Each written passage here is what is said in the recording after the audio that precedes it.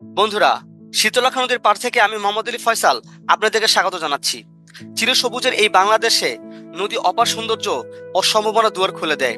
তাই তো অনেক দূর দূরান্ত থেকে শত শত মানুষ খরস্রোতা এই নদীর ঢেউর গর্জন শুনতে ও প্রাকৃতিক সৌন্দর্য উপভোগ করতে প্রতিদিন ভিড় করে এই শীতলক্ষ্যা নদীর পাড়ে। বর্ষায় জোয়ার ভাটা নদীর ফিরে পায় তার পূর্বের যৌবন, এবং নতুন পানির কারণে নদীতে আগমন হয় বিভিন্ন জাতের সুস্বাদু মাছের।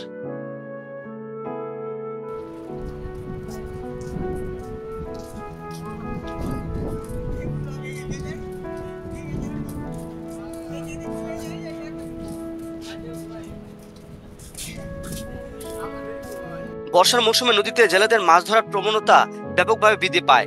নদীর বুকে জাল দিয়ে মাছ ধরার দৃশ্যটা অপরূপ সৌন্দর্য ধারণ করে। নদীর পানি দূষণের কারণে মাছের পরিমাণ ব্যাপকভাবে হ্রাস পেয়েছে। আমি অনেকক্ষণ দাঁড়িয়ে থেকেও শাকার মাছ ব্যতীত কোনো মাছের দেখা পেলাম না। শাকার মাছে নদী ভরে গেছে। শীঘ্রই এই মাছের প্রয়োজন রোধ করা না গেলে নদী মাছশূন্য হয়ে পড়বে।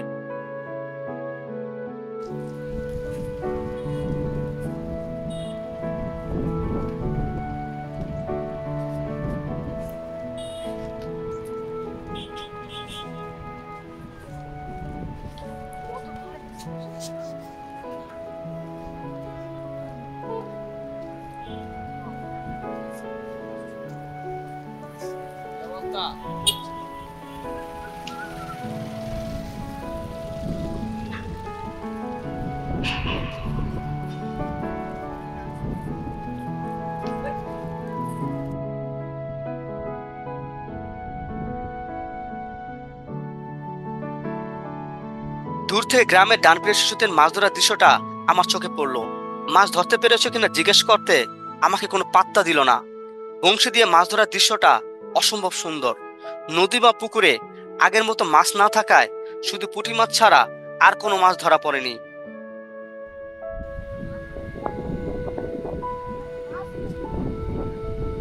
মাছ ধরতে পারছো না দুই একটা?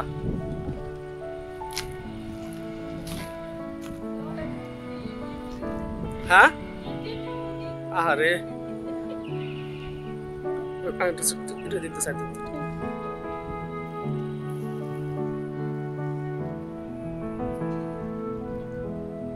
দু একটা ওটা না।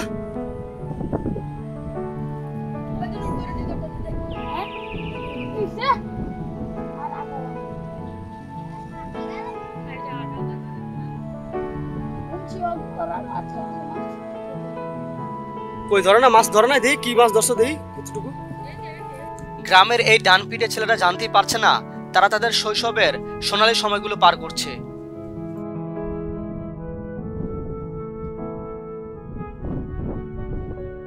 বন্ধুরা, ছোট থাকতে আমি বংশী দিয়ে অনেক মাছ ধরেছি। সেই সময় আমার বংশীতে ধরা পড়া এক একটা মাছ আমাকে অসম্ভব আনন্দ দিত।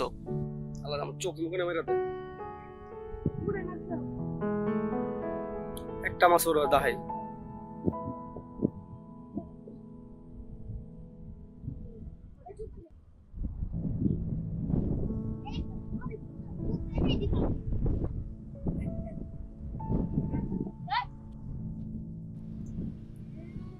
ওয়াও, বিশাল বড় বড় মাছ।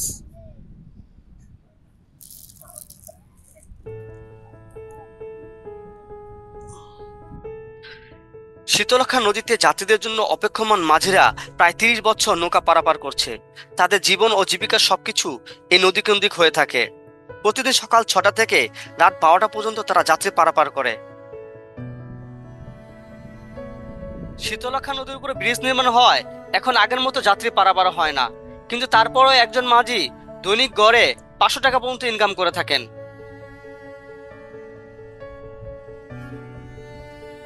নৌকা পারাপারে এই দৃশ্য গ্রাম বাংলার এক অপরূপ সৌন্দর্য। তাই তো এই আধুনিক যুগে এসেও অনেক মাঝি বৈঠা দিয়ে নদী পারাপার করে থাকে। বৈঠা নৌকা এখনকার দিনে প্রাকৃতিক সৌন্দর্য উপভোগ করার এক অন্যতম মাধ্যম হয়ে মিশে গেছে গ্রাম বাংলার সৌন্দর্য ও সংস্কৃতিতে।